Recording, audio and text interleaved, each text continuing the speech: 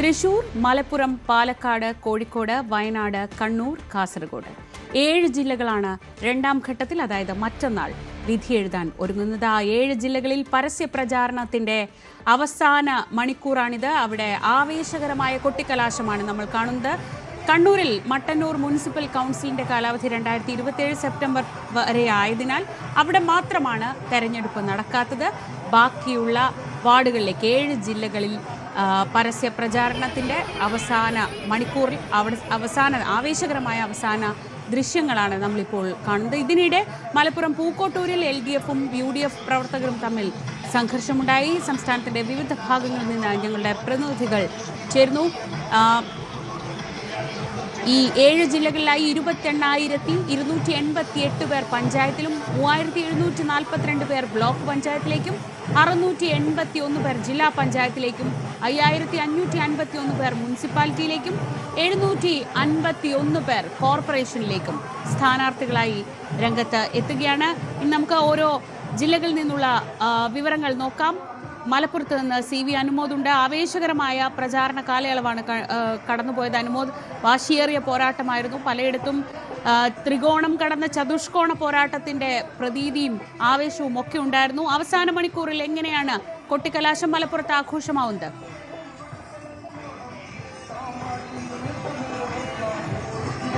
ശ്രീജ, മലപ്പുറത്ത് ഇത്രയും ദിവസം നീണ്ടുനിന്ന പ്രചാരത്തിന്റെ കൊട്ടിക്കലാശം ആവേശത്തോടെ തന്നെയാണ്. ഓരോ വാർഡുകൾ കേന്ദ്രീകരിച്ചാണ് ഇത്തവണ കൊട്ടിക്കലാശം. നഗര കേന്ദ്രീകൃതമായിട്ട് ഏതെങ്കിലും ഒരു മേഖല കേന്ദ്രീകരിച്ചല്ല, പകരം ഏതെങ്കിലും ഓരോ പ്രദേശങ്ങൾ കേന്ദ്രീകരിച്ച്, വാർഡുകൾ കേന്ദ്രീകരിച്ചാണ് ഇത്തവണ കൊട്ടിക്കലാശം നടക്കുന്നത്. നമ്മൾ നിൽക്കുന്നത് പൂക്കോട്ടൂരാണ്. പൂക്കോട്ടൂർ പള്ളിമുക്കിലാണ്.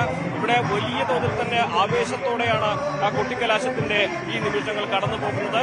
നേരത്തെ LDF പ്രവർത്തകരും UDF പ്രവർത്തകരും തമ്മിൽ ചെറിയ സംഘർഷവും ഉണ്ടായിരുന്നു. ആ UDF പ്രവർത്തകരുടെ സ്ഥാനാർത്ഥികളടക്കമുള്ളവരുടെ വാഹനം LDF-ന്റെ പ്രകടനത്തിനിടയിലൂടെ കടന്നുപോയപ്പോൾ LDF പ്രവർത്തകരെ തടയുകയും തുടർന്ന് പ്രവർത്തകർ തമ്മിൽ ഉണ്ടാവുകയും ചെയ്തു.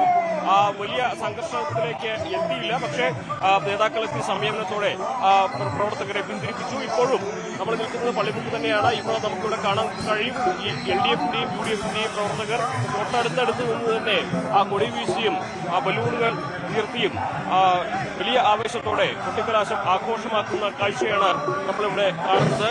ഇതേപോലെ തന്നെയാണ് മലപ്പുറത്തിന്റെ വിവിധ വാർഡുകളിലുള്ള കൊട്ടിക്കലാശത്തിന്റെ സമയത്തെ ഈ കാഴ്ചകളും ഉള്ളത്. പലയിടങ്ങളിലും പ്രാദേശികമായിട്ട് നേതാക്കളുടെ നേതൃത്വത്തിൽ വാഹന പ്രചാരണ ജാഥകളും അതുപോലെ തന്നെ റോഡ് ഷോയൊക്കെ ആയിട്ടാണ് കൊട്ടിക്കലാശം അവസാന മണിക്കൂറുകളിലേക്ക് എത്തിക്കുന്നത്. ഒരു ഉത്സവാന്തരീക്ഷം എന്നൊക്കെ തന്നെ പറയാം. വലിയ ഡോലക്കുകളും വാദ്യങ്ങളും ഒക്കെയായി സ്ത്രീകളും കുട്ടികളും ഒക്കെ കാഴ്ചകൾ കാണാനായി റോഡിന്റെ ഇരുവശങ്ങളിൽ നിറഞ്ഞു നിൽക്കുന്ന കാഴ്ചകൾ. അത്തരത്തിൽ തെരഞ്ഞെടുപ്പിന്റെ പരസ്യപ്രചാരണത്തിന്റെ അവസാന മണിക്കൂറുകൾ ഓരോ പാർട്ടികളും ഓരോ നേതാക്കളും അവരുടെ പ്രചരണത്തിന്റെ ഏറ്റവും മനോഹരമായ അല്ലെങ്കിൽ ഏറ്റവും നിർണായകമായ അവസരമാക്കി എടുക്കുകയാണ്. വലിയ ആഘോഷമായിട്ടാണ് പലയിടത്തും കൊട്ടിക്കലാശം പ്രാദേശികമായി നടക്കുന്നത്. നമ്മൾ മുൻപൊക്കെ കാണുന്നത് മലപ്പുറത്ത് അല്ലെങ്കിൽ മഞ്ചേരിയിലും പെരുന്തൽമണ്ണയിലൊക്കെ നഗരത്തിന്റെ ഏതെങ്കിലും ഒരു ഭാഗത്തേക്ക് പ്രവർത്തകരെല്ലാം ഒന്നിച്ചെത്തി അവിടെ കൊട്ടിക്കലാശം നടത്തുന്നതാണ്. ഇത്തവണ അങ്ങനെയല്ല. അത്തരത്തിലുള്ള മാസമായിട്ടുള്ള അല്ലെങ്കിൽ ഒരു ഇടത്ത് ഒന്നിച്ചു ചേർന്നുള്ള കൊട്ടിക്കലാശത്തിന് പോലീസിന്റെ ഭാഗത്തും അനുവാദം ലഭിച്ചിട്ടില്ല. അതുകൊണ്ട് ഓരോ വാർഡുകൾ കേന്ദ്രീകരിച്ച് കൊട്ടിക്കലാശം നടക്കുന്ന കാഴ്ചയാണ് മലപ്പുറത്ത് നമ്മൾ കാണുന്നത്. ഇവരെ മലപ്പുറത്ത് UDF-നെ വലിയ ആത്മവിശ്വാസമുള്ള സാഹചര്യമാണുള്ളത്. അവിടെ പഞ്ചായത്തുകളിലേക്കാവട്ടെ, ബ്ലോക്ക് പഞ്ചായത്തുകളിലേക്കാവട്ടെ, ജില്ലാ പഞ്ചായത്തിലേക്കാവട്ടെ, നഗരസഭകളിലേക്കാവട്ടെ UDF-ന് മൃഗീയമായ ഭൂരിപക്ഷമുള്ള ജില്ലയാണ് മലപ്പുറം. അതുകൊണ്ട് തന്നെ കഴിഞ്ഞ തവണ നേടിയതിനേക്കാൾ സീറ്റുകളും അതേപോലെ പഞ്ചായത്തുകളും ബ്ലോക്ക് പഞ്ചായത്തുകളും ഒക്കെ നേടാൻ കഴിയുന്ന ആത്മവിശ്വാസമാണ് UDF-നുള്ളത്. LDF വാക്കിനെ കഴിഞ്ഞ നടന്നേക്കാൾ ചില മെച്ചപ്പെടുത്താൻ കഴിയുന്ന പ്രതീക്ഷയാണ് പങ്കുവയ്ക്കുന്നത്. ചിലയിടങ്ങളിൽ UDF തന്നെ പിന്തുണയുള്ളത് മറ്റൊരു പ്രധാനപ്പെട്ട കാര്യമാണ്. പൊന്മുണ്ടവും അതുപോലെ തന്നെ പൊന്മുണ്ടമാണ് ഏറ്റവും പ്രധാനമായിട്ട് പറയേണ്ടത്. പൊന്മുണ്ടത്ത് കോൺഗ്രസും പരസ്പരം ഏറ്റുമുട്ടുന്ന ഒരു സാഹചര്യം. ലീഗിനെതിരെ കോൺഗ്രസ് ഇടതുപക്ഷവുമായി ചേർന്ന് ജനകീയ മുന്നണിയായി പടമെടുക്കുന്ന കാഴ്ചയാണ് അവിടെയുള്ളത്. അതുകൊണ്ട് തിരുവണ്ണയിലാണെങ്കിലും UDF-ന്റെ സഖ്യമില്ല. അവിടെ കോൺഗ്രസ് ഈ ഇലക്ഷനിൽ ലീഗിനെ സഹകരിക്കാതെ കാഴ്ചയാണ് സാഹചര്യമാണുള്ളത്. മുൻപത്തെ അപേക്ഷിച്ച് UDF-ൽ ഭിന്നത സാധ്യത അത്രമാത്രം ഒന്നും ഇല്ല എന്നുള്ളതാണ് നേതാക്കളുടെ ആത്മവിശ്വാസം. മുൻപ് 24 പഞ്ചായത്തുകളിൽ 28 പഞ്ചായത്തുകളിലൊക്കെ യുഡിഎഫിന്റെ ആ സഖ്യത്തിലാണെങ്കിൽ പരസ്പരം മത്സരിക്കുന്ന ഒരു സാഹചര്യമുണ്ടായിരുന്നു. ആ എന്നുള്ളതാണ് യുഡിഎഫിനെ സംബന്ധിച്ചുള്ള വലിയ ആത്മവിശ്വാസം. അതുകൊണ്ട് തന്നെ ഈ ഒരു ഐക്യം അവരെ സംബന്ധിച്ച് വരുന്ന തെരഞ്ഞെടുപ്പിൽ വലിയ നേട്ടങ്ങളിലേക്ക് എത്തിക്കുമെന്ന് പ്രതീക്ഷിക്കുന്നുണ്ട്. ഇപ്പോൾ നമ്മൾ കാണുന്ന ആവേശമേറുന്ന ആ കാഴ്ചകളാണ്. അവരുടെ പച്ചയും വലിയ കൊടികൾ വീശി ആവേശത്തോടെ ഡോലക്കുകളിൽ വാദ്യം മുഴക്കിയും ബാൻഡ് വാദ്യത്തിലും ഒക്കെ ആഘോഷമാക്കുകയാണ് കൊട്ടിക്കലാശത്തിന്റെ ഈ അവസാന മണിക്കൂറുകൾ. പലയിടങ്ങളിലും ഗവർണർ ശിഹാബ് തങ്ങളടക്കം പങ്കെടുക്കുന്ന പോസ്റ്ററുകളും ലീഗ് പ്രവർത്തകർ നടത്തുന്നുണ്ട്. അത്തരത്തിൽ വലിയ ആഘോഷത്തോടെ പ്രചരണത്തിന്റെ അവസാന മണിക്കൂറുകളിൽ മേൽക്കൈ നേടാനുള്ള ഉദ്യമത്തിലാണ് പാർട്ടികളെല്ലാം തന്നെ. മലപ്പുറത്തു നിന്നുള്ള കാഴ്ചകളാണ് നമ്മൾ കണ്ടുകൊണ്ടിരിക്കുന്നത്. സംസ്ഥാനത്ത് ഇത്തവണ പുരുഷ സ്ഥാനാർത്ഥികൾ വനിതകളെക്കാൾ കൂടുതലുള്ള ഏക ജില്ലയാണ് മലപ്പുറം. മലപ്പുറത്ത് ആവേശകരമായ പ്രചാരണമാണ് നടന്നത്. ആ പ്രചാരണത്തിനൊടുവിലുള്ള കൊട്ടിക്കലാശത്തിൻ്റെ മണിക്കൂറുകളാണ് നമ്മൾ ഈ കാണുന്നത്.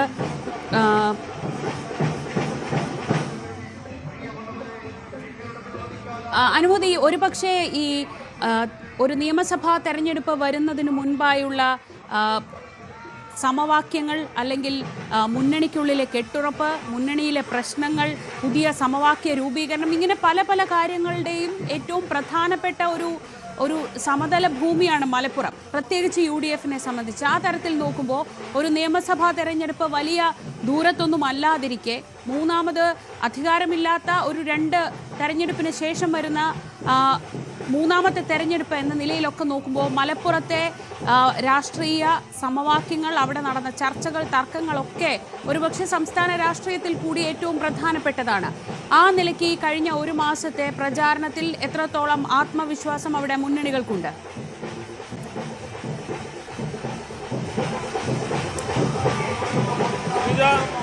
നിയമസഭാ തെരഞ്ഞെടുപ്പ് കേവലം 3 മാസം അകലെ മാത്രമാണ്. അതുകൊണ്ട് തന്നെ ഈ ഒരു തെരഞ്ഞെടുപ്പിൽ ഉണ്ടാക്കുന്ന നേട്ടങ്ങൾ, അതിന്റെ പ്രതിഫലനം നിയമസഭാ തെരഞ്ഞെടുപ്പിൽ ഉണ്ടാകുമെന്ന് തന്നെയാണ് എല്ലാ പാർട്ടികളും കരുതുന്നത്. തദ്ദേശ തെരഞ്ഞെടുപ്പിൽ പ്രാദേശികമായിട്ടാണ് വിഷയങ്ങളെന്ന് പറഞ്ഞാൽ തന്നെ നിയമസഭാ തെരഞ്ഞെടുപ്പിന്റെ പ്രതിഫലനം ഉണ്ടാകുമെന്ന കാര്യത്തിൽ യാതൊരു സംശയവുമില്ല. അതുകൊണ്ട് തന്നെ ഐക്യത്തോടെ, ഒത്തൊരുമയോടെ ഈ ഒരു തെരഞ്ഞെടുപ്പ് നേരിടാനുള്ള പരിശ്രമമാണ് UDF-ന്റെ ഭാഗത്തുനിന്ന് കണ്ടിരിക്കുന്നത്. ചില ഭിന്നതകളൊക്കെ പലയിടത്തും ഉണ്ടായെങ്കിൽ പോലും അതൊക്കെ ചർച്ചകളുടെ പരിഹരിച്ച് മുന്നോട്ട് പോകാൻ കഴിയുന്നതിന്റെ ആത്മവിശ്വാസമാണ് നേതാക്കൾ പങ്കുവച്ചത്. പക്ഷേ ഇവിടെ മലപ്പുറത്തെ സംബന്ധിച്ച് UDF-ന് ആശങ്കയില്ലെങ്കിൽ പോലും സംസ്ഥാന രാഷ്ട്രീയത്തിൽ UDF-ന്റെ പ്രകടനം എങ്ങനെയാകുമെന്ന കാര്യത്തിലാണ് പ്രധാനമായിട്ടും ഇപ്പോൾ ചർച്ചകൾ സജീവമായിരിക്കുന്നത്. പ്രത്യേകിച്ച് മുസ്ലിം ലീഗിനെ സംബന്ധിച്ച് നമുക്കറിയാം, മുസ്ലിം ലീഗിന്റെ നിലപാടുകൾ അത് ഓരോ തെരഞ്ഞെടുപ്പ് ഘട്ടത്തിലും വളരെ പ്രസക്തമായി നിൽക്കുന്നതാണ്.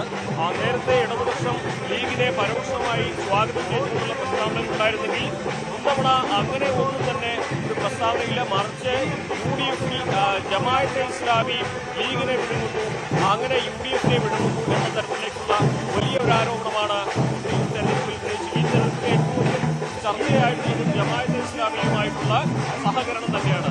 നേരത്തെ ഇവിടെ എത്തിയ പ്രചരണത്തിനായി എത്തിയ നേതാക്കളൊക്കെ, നേതാക്കളൊക്കെ തന്നെ വലിയ തോതിൽ ജമാഅത്തെ ഇസ്ലാമിയുടെ ഈ ഒരു സഹകരണത്തെ സംബന്ധിച്ച് രംഗത്തെത്തിയപ്പോൾ അതിനെ ന്യായീകരിച്ചുകൊണ്ട്, അതായത് മുൻപ് ഇടതുപക്ഷവുമായി സഹകരിക്കുമ്പോൾ തൊട്ടുകൂടായ്മയില്ലാത്ത പാർട്ടിയായിരുന്നു ജമാഅത്തെ ഇസ്ലാമി എന്നും UDF-വുമായി സഹകരിക്കുമ്പോൾ എവിടെ നിന്നാണ് അയക്കം വരുന്നത് എന്നതായിരുന്നു PD സതീശൻ അടക്കമുള്ളവരുടെ ചോദ്യം. ഒരു പരസ്യ പ്രഖ്യാപിത സഖ്യമല്ല, മറിച്ച് താഴെ തട്ടിലുള്ള നീക്കുപോക്കാണ്, സഹകരണമാണ് എന്നായിരുന്നു ലീഗ് നേതാക്കളുടെ ഇക്കാര്യത്തിലുള്ള വിശദീകരണം. അത്തരത്തിൽ മലപ്പുറത്തെ എല്ലാ പഞ്ചായത്തുകളിലും ജമാഅത്തെ ഇസ്ലാമി UDF-വുമായി സഹകരിച്ച് തന്നെയാണ് മത്സരിക്കുന്നത്. ചിലയിടങ്ങളിൽ അവരുടെ ചിഹ്നമായ ഗ്യാസ് ലിറ്ററിലും മറ്റിടങ്ങളിൽ സ്വതന്ത്ര ചിഹ്നത്തിൽ ജമാഅത്തെ ഇസ്ലാമി മത്സരിക്കുന്നു. ഈ ഒരു തെരഞ്ഞെടുപ്പിൽ ജമാഅത്തെ ഇസ്ലാമിയുമായിട്ടുള്ള ഈ സഹകരിച്ച് നീങ്ങുന്ന ഈ തെരഞ്ഞെടുപ്പിൽ ഉണ്ടാകുന്ന നേട്ടം എത്രയെന്നത് വലിയ തോതിൽ തന്നെ ദിശാസൂചികയാകും.